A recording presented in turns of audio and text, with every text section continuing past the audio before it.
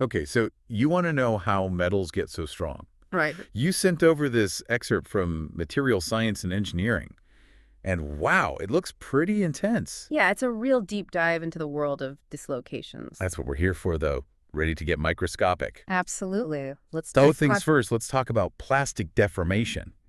You know how metal bends or changes shape permanently? Like when you're Yeah. molding a piece of metal? Right. It's like at the atomic level, it's all about atoms breaking bonds, moving around, and forming new It's a connections. wild dance floor down there. But here's the thing. Scientists were puzzled because the actual strength of metals was way lower than they calculated it should be, if it was just about those atoms in a perfect arrangement. It's a head scratcher until you factor in these things called dislocations. They're like tiny imperfections in the otherwise perfect arrangement of atoms. So instead of perfect crystals, we have these dislocations making metals weaker. That sounds kind of counterintuitive. It might seem that way, but think of it like this. Imagine you're trying to move a big, heavy rug across the floor. It's tough to do it all at once, right? But if you create a little ripple or a bump in the rug, you can push that bump along, and the whole rug moves bit by bit. Ah, I see. That bump is kind of like a dislocation in a crystal. It creates a localized area where the atoms can shift more easily. So instead of every atom having to move at the same time, these dislocations act like little slip zones, making it easier for the metal to deform. Exactly. And our textbook actually uses this cool analogy of a caterpillar to describe this. Oh, yeah, I remember that. Mhm. So we're talking about an edge dislocation, right? It's like an extra half plane of atoms squeezed into the crystal, creating that bump. Right. And when you apply force, that extra half plane can move along just like that ripple in the rug causing the metal to deform. It's like a tiny domino effect happening within the metal. Yeah. But you mentioned there are different types of dislocations, right? What about these screw dislocations? Yes. So imagine instead of a bump, you have a spiral staircase twisting through the crystal lattice. Okay, I can picture that. That's what a screw dislocation looks like. It causes the atoms to shift in a spiral pattern. But whether it's an edge or a screw dislocation, the result is the same plastic deformation. So they both contribute to that give that metals have. Hmm. And of course, I'm guessing real-world metals aren't so simple. It's probably not always a perfect edge or a perfect screw. You got it. Real metals usually have what we call mixed dislocations, combining features of both. So it's more like a mashup of different imperfections causing these tiny shifts. Yeah. And the more of these dislocations we have, the easier it is for the metal to deform, right? Precisely. The number of dislocations in a given space is called dislocation density, and it plays a huge role in how easily a metal deforms. So heavily deformed metals probably have a ton of these dislocations crammed in there. Oh, yeah. You're talking up to 10 billion dislocations per square millimeter. It's like a crowded room where everyone's bumping into each other. Wow. So it's a constant struggle at the microscopic level. All these dislocations trying to move, bumping into each other, and ultimately shaping how the metal behaves. But do they just move randomly? I feel like there must be some kind of order to it. You're right on track. Dislocations don't just wander around aimlessly, they follow specific pathways called slip systems. So it's like a crystal has its own traffic flow for dislocations, and that affects how it deforms. Exactly. And these slip systems are determined by how the atoms are arranged in the crystal. But what about different types of metals? They all have different properties, so I'm guessing their traffic flow must be different too, right? Absolutely. The arrangement of atoms in a metal, which we call its crystal structure, directly influences its slip systems. Hmm. You've got face-centered cubic structures, body-centered cubic structures, hexagonal close-packed structures, each with its own unique arrangement. Okay, so FCC, BCC, HCP, so that's like a whole new language for describing how atoms are packed together. It is, and this is why some metals are more ductile or easily shaped than others. It all makes sense now. But we're not done yet, are we? Most metals aren't just one giant crystal, right? Nope. You're thinking like a material scientist now. Most metals we see are polycrystalline, meaning they're made up of lots of smaller crystals or grains. So it's like a mosaic made of tiny tiles, Yeah. each grain with its own little world of atoms and dislocations. That's a great way to visualize it. And the book actually has this cool photomicrograph of polished copper showing this. It's figure 7.9 if you want to check it out. So each grain has its own thing going on, Yeah. but they're all part of this bigger metallic structure. Mm. But wouldn't having all these different grains with different orientations make the metal weaker overall? It's actually the opposite. It makes it stronger. Really? How does that work? I would have thought all those boundaries between the grains would be weak points.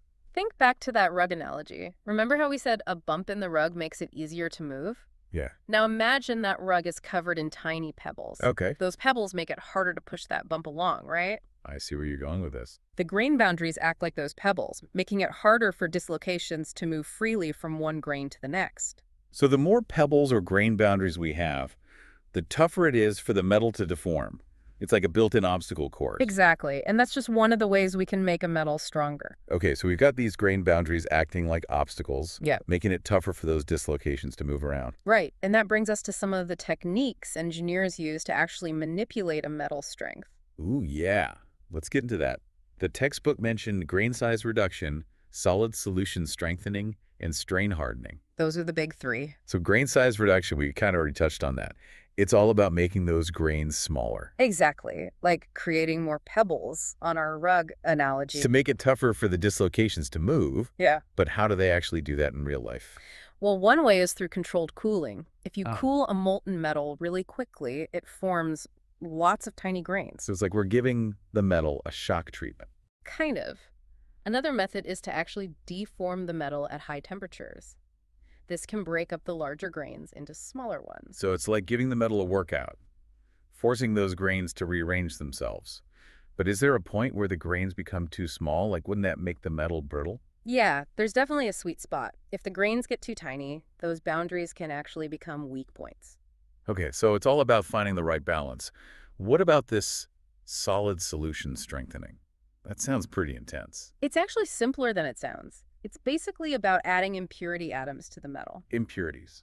So we're basically contaminating the metal to make it stronger. In a way, yeah. Think of these impurities like tiny obstacles that get in the way of the dislocations. Like speed bumps on a highway. I like that analogy. Right, they distort the crystal lattice, making it harder for those dislocations to just glide through. So we're strategically spiking the metal to make it tougher.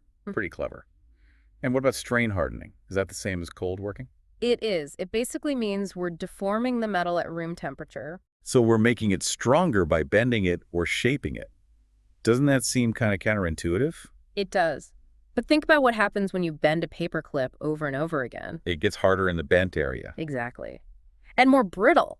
Each time you bend it, you're creating more dislocations. So it's like that rug analogy again. Yeah. The rug is getting all bunched up, making it harder for that bump to move. Precisely. Okay. And that increase in dislocation density is what makes the metal stronger. So by deforming the metal in a controlled way, we can actually increase its strength. But what if we want to undo some of that hardening? Can we soften it back up? We can, and that's where heat treatment comes in. The textbook mentioned recovery and recrystallization. What are those exactly? Think of recovery like giving the metal a break. It's a way to relieve some of the internal stress that builds up during cold working. So it's like a spa day for stressed out metal. Exactly. When you heat up the metal, the atoms can move around more freely and the dislocations can rearrange themselves. Ah, so they're finding a more relaxed configuration. Yeah. But does the metal lose all of its strength if we do that? Not necessarily. Recovery mostly restores things like electrical conductivity. But if we want to actually soften the metal and make it more ductile again, we need to go a step further with recrystallization. Okay, so what happens during recrystallization? Brand new grains start forming within the metal grains that are free of that internal stress. So it's like hitting the reset button on the metal structure. You got it. And these new grains have fewer dislocations, making the metal softer and easier to work with. So how do we control this recrystallization process? Is it all about temperature? Temperature is a big part of it. There's something called the recrystallization temperature, which is basically the temperature at which new grains completely replace the old deformed ones in about an hour. So heat it up to that magic temperature and boom, new grains. Easy peasy. Well, not quite.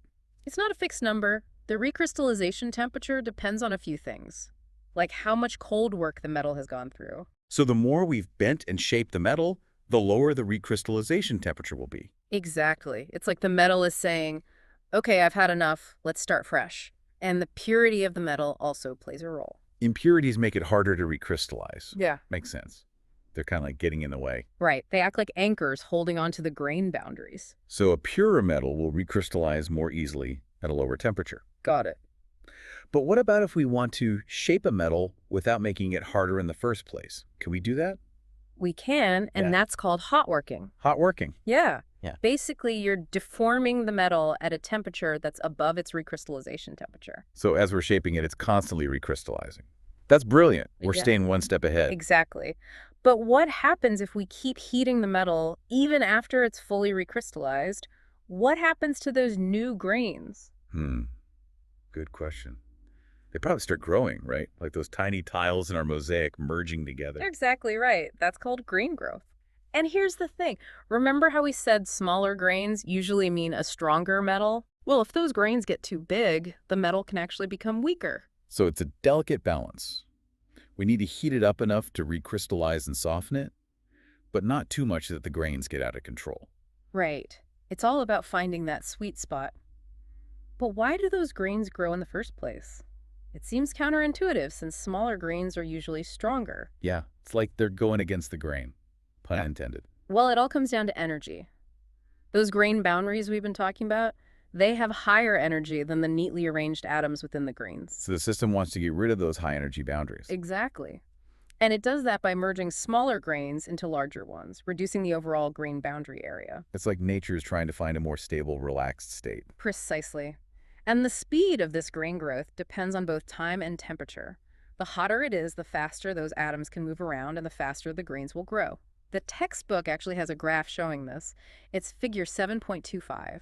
It shows how time and temperature affect grain size in brass. So we can actually control grain growth by carefully managing how long and how hot we heat the metal. Yeah, It's like we're conducting an orchestra of atoms. that's a great way to put it. And we can even refine the grain structure after grain growth has occurred by cold working the metal and then recrystallizing it again. So it's a constant cycle of pushing and pulling, shaping and reshaping.